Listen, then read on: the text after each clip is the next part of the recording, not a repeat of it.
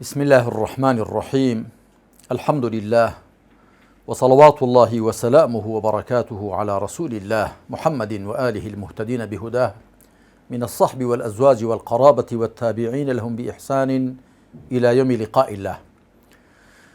جەماوەری بەڕێز و خۆشەویستی مسلمانی هەرێمی کوردستان و دەرەوەی هەرێمی کوردستان، السلام عليكم ورحمة الله تعالى وبركاته. بە بۆنەی هاتنەوەی جەژنی قوربانی ئەم ساڵی 1440 کۆچی لە ناخی دڵمەوە پیرۆزبایی گەرم لە هەموو لایەک دەکەم. لەخوای پەروەردگار داواکارم تەمەنی هەموو لایەکمان پڕبەرەکەت کە وەخوا بە لوتف و کەڕەمی خۆی ئەم ڕۆژە بژێڕێ بە مایەی تەبایی، مایەی شادمانی، دڵخۆشی هەموو لایەک. هەر بەو بۆ نەشێوە لە خوای پەروەردگار داواکارم هەموو ئەوانەی کە بەهۆی نەخۆشی کۆڕۆناوە گیانیان لێدەستداوە، خوا بە لوتف و کەڕەمی خۆی لیان خۆش بێت و بە پلەکانی بەهەشتیان بگەێنێت.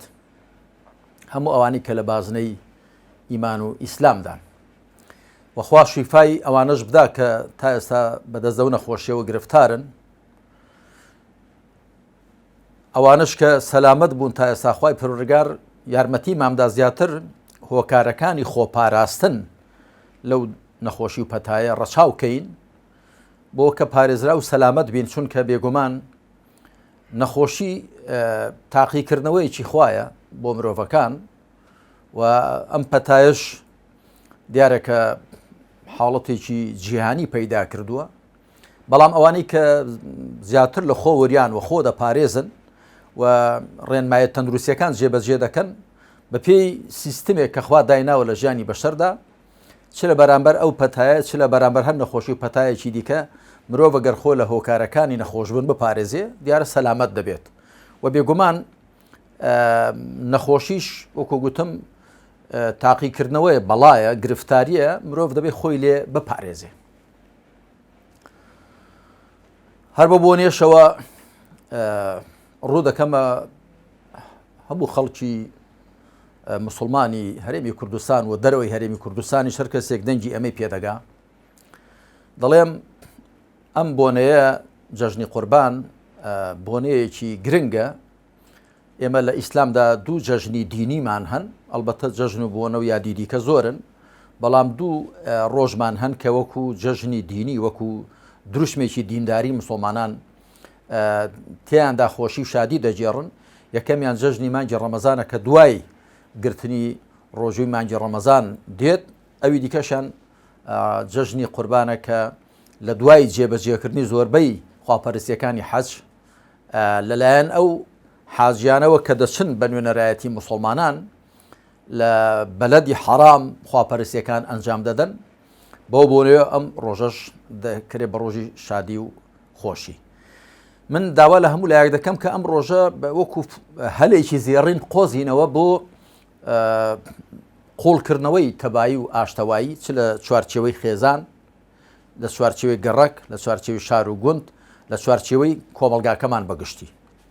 بێگومان ئیسلام دینی تەبایی، دینی برایەتی، دینی پێکەوە هاوکاریکردن، دینی دەستبار بۆ یەکدیگرتن، دینی بەزەی بەرامبەر بە یەکدینواندن، دینی هەم ئەو بەها بەرزانەیە. بۆیە ئێمە کاتێک ناوی مسلمانەتی پڕ بە پێستمان دەبێ و ناوەکەمان لێ خەسار نابێت کە نێوەڕۆکێکی بەو شێوێشمان هەبێت کە ناوەکەمان لێمان دەخوازێ، بە تایبەت لە ڕووی مامەڵەی کۆمەڵایەتی و خۆڕازانەوە بە ڕەوشت و ئەدەب و بەها بەرزەکانەوە.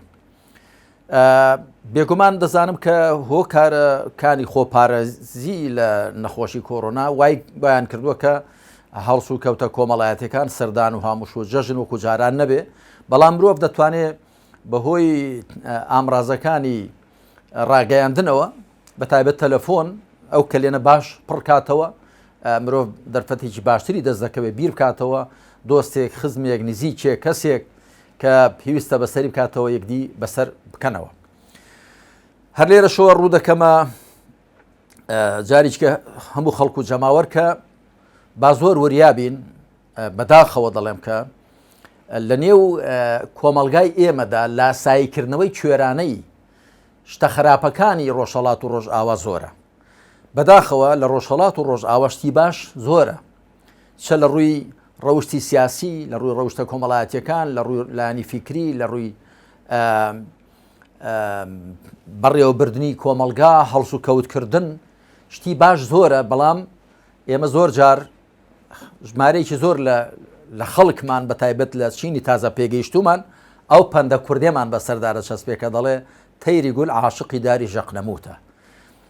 کەسانێک دەچن بۆ ڕۆژئاوا بۆ ڕۆژهەڵات سەردان دەکەن، لەوێوە لە جیاتی وەش تەباشەکانیان بێننەوە هەندێک عادەت و نەرێتی خراپ دەهێنەوە. کەسانێک لێرەوە کە تەماشای کە معجبن سەرسامن بە ڕۆژهەڵات و ڕۆژئاوا لە جیاتیوی تەماشای تەباشەکانیان کەن کە پیان بەرەو پێشچوون، چ لە ڕووی سیاسی، لە ڕووی ئابووری، لە ڕووی کۆمەڵایەتی، لە ڕووی فیکری، تەماشای شتە خراپەکانیان دەکەن.